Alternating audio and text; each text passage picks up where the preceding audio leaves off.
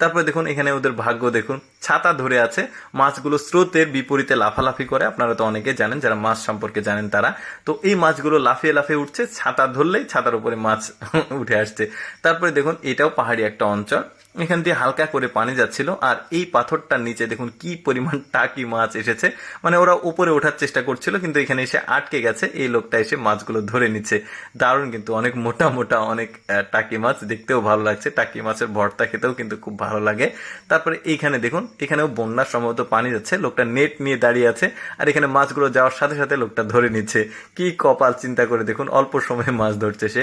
তারপরে দেখুন একটা পাহাড়ি নদী, প্রচুর পানি এসেছে, তো এই পানির সাথে প্রচুর মাছ। এই জিনিসটা টেনে নিয়ে আসলে এই ঘাসগুলোর মধ্যে দেখুন কত মাছ আছে। পাহাড়ি মাছগুলো কিন্তু দেখতেও বেশ চমৎকার, ট্যাংরা মাছ মনে হচ্ছে।